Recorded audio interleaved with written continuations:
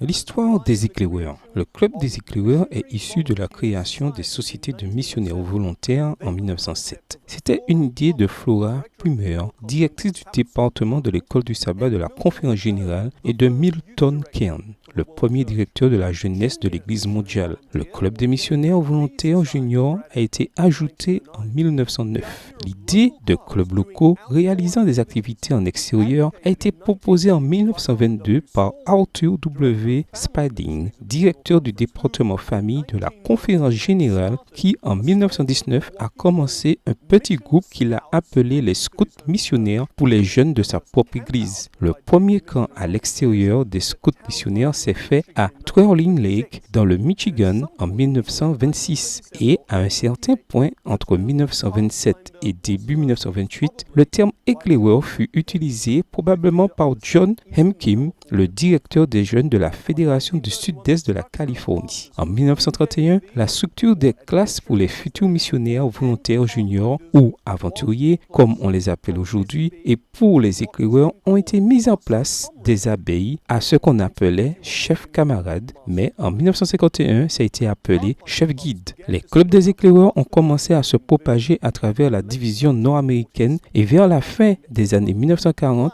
l'emblème des éclaireurs, le drapeau et le chantème ont été créés. En 1950, la Conférence générale a autorisé les clubs à travers le monde en élisant Lawrence Skinner, le premier directeur des éclaireurs à la Conférence générale. Maintenant, les premiers clubs en Australie et en Nouvelle-Zélande avaient déjà été créés avec enthousiasme vers la fin des années 1940. Mais avec une autorisation officielle, le concept a commencé à se propager à travers le monde. Il s'est adapté aux circonstances locales et aux langues. Par exemple, au Brésil, les éclaireurs se sont appelés desvibradores. Dans les pays hispanophones du continent américain, ils sont devenus des conquistadores.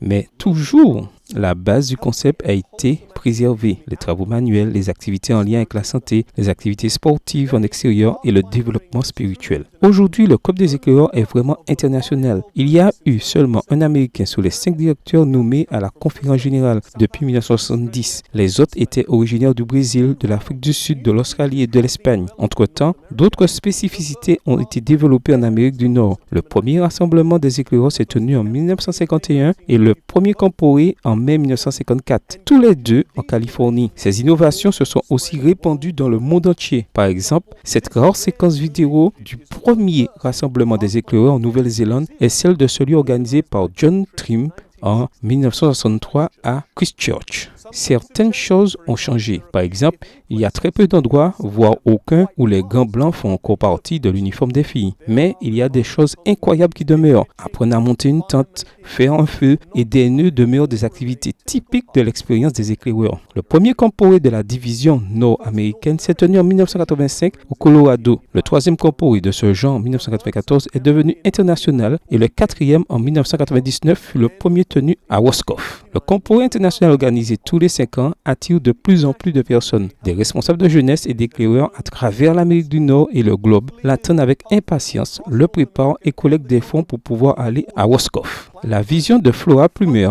Milton Kern, Arthur Spalding, Lawrence Skinner et d'autres continue à inspirer des adventistes de tous âges à travers le monde, formant de jeunes vies au service de notre Seigneur Jésus. Shaping young lives for service to our Lord Jesus.